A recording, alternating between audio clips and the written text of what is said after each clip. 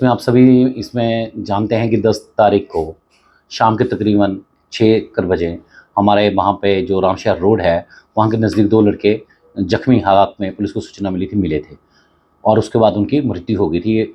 उसके बाद पुलिस ने जो इन्वेस्टिगेशन की, तब तक हमें मालूम नहीं था कि मारने वाले कौन है, कहाँ से हैं और इसमें क्या करें। लेकिन पुलिस ने जल्दी से अपना काम करके लड़कों को आइडेंटिफाई किया, जो कि पंजाब के जलंधर के रहने वाले थे। तीनों बाइक पे आए थे।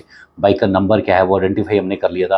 अलग अलग टीम बना के हमने पंजाब में जलंधर शहर में अलग अलग उसमें भेजी थी तीनों को पकड़ने के लिए।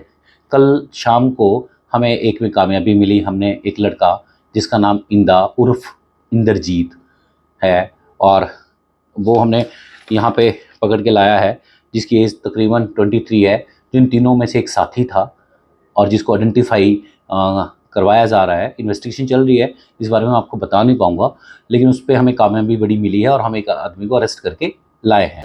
हम हर उस कारण का पता करने की कोशिश करें कि इसमें मोटिव क्या रहा है, तो उसमें हमारी इन्वेस्टिगेशन जो है वो चल रही है। और इनके खिलाफ तक हमारी जांच में इस लड़के का तो हमने रिकॉर्ड मंगवाया हुआ है, लेकिन जो वो बाइक चला रहा था उसका नाम भी इंद्रजीत ही है और वो इनके साथ वाले गांव का रहने वाला है। उसके खिलाफ ऑलरेडी एक वहाँ पे अटेम्प्ट टू मर्डर का केस दर्ज है और अभी दोनों वो फरार है। वहाँ पे उनके घर में वो है नहीं। तलाश उनकी दोनों की जारी है और जल्दी हम उनको पकड़ भी लेंगे। इन्वेस्टिगेशन में एक जावेद नाम के लड़के का नाम आया था कि जब वो झगड़ा होके वो जो घायल हुए थे उनको हॉस्पिटल लाए, तो उनकी फैमिली से किसी ने कहा था कि जावेद का इनका रंजिश चल रही थी। तो जावेद को पुलिस ने पूछताछ के लिए लाए थे। पूछताछ करने में पाया गया कि जावेद का उसमें इसमें इन तीनों से कोई रोल नहीं है, क्योंकि तीनों को जो तीनों ने इन लड़कों पर अटैक किया और उनको मारा है, उसे जावेद का कोई लिंक निकल नहीं पाया है। इसलिए जावेद पे ऐसे अभी हमारा वो नहीं है, लेकिन फिर भी इन्वेस्टिगेशन में ही है मैटर। अभी क्वेश्चन तो आप मेरे सीनियर अधिकारी से कर सकते हैं। ऐसे हमें जितना सीनियर अधिकारी प्रोवाइड करवाते हैं स्टाफ, उन्होंने करवाया है। हमारी सेक्शन स्ट्रेंथ से थोड़ा सा कम हमारे पास स्टाफ है, क्योंकि यहाँ पे बाहरी लोग बहुत रहते हैं। यहाँ पे जो पॉपुलेशन है वो ज़्यादातर बाहर के लोगों की है। ये बॉर्डर एरिया है, तकरीबन कोई 10 छोटे बड़े रास्ते हमारे ऐसे हैं जो रोक पट के साथ मिलते हैं, जिनमें कुछ तो हमारे बैरियर लगे हैं, कुछ पे नहीं लगे हैं। लेकिन स्टाफ के लिए हमने लिखा है, अपने सीनियर अधिकारी हमारे एसएसपी साहब बहुत अच्छे हैं, उनके दिशा निर्देश पे ही हमने ये सारा केस सॉल्व किया है। और एसएसपी मोहित चावला साहब को हमने इस बारे में बताया है कि हमारे यहाँ कांस्टेबल बहुत कम है, थोड़े आईयू की कमी है, तो उन्होंने कहा कि जल्दी इसको पूरा कर दिया जाएगा। नालागढ़ का ये जो केस था ये टोटली ब्लाइंड था हमारे लिए। इसको विद इन 24 आवर हमारे माननीय एसएचओ साहब जो है उन्होंने पूरी मेहनत की है, टीमें बनाई गई हैं। एएसपी साहब, DSP headquarter, DSP leave reserve और हमारे एसएसपी मोहित चावला जी जो बिल्कुल टच में थे हमारे साथ, हम सब ने मिलकर इस ब्लाइंड केस को 24 घंटे में ही निकाला और 24 घंटे में अक्यूज को पकड़ के भी लाए हैं। हम वचनबद्ध हैं पब्लिक से कि हम आपके लिए सुरक्षा, कानून व्यवस्था सही तरीके से दुरुस्त रखेंगे। सर 2 आरोपी रह गए हैं। हाँ, वो जल्द हमारे पकड़े जाएंगे। हमारी टीम्स काम कर रही हैं। अभी वो रूपोश है, क्योंकि उनको आइडिया है कि पुलिस ढूंढ रही है, एक साथी पकड़ा गया है। हम देख रहे हैं उनको मदद कौन कर रहा है, उनके दोस्त कौन है, हम सब पे नज़र रखे हुए हैं और जैसे ही हमें कोई क्लू मिलेगा हम उठा लेंगे उनको, बहुत जल्दी उनको सलाखों के पीछे ही होंगे।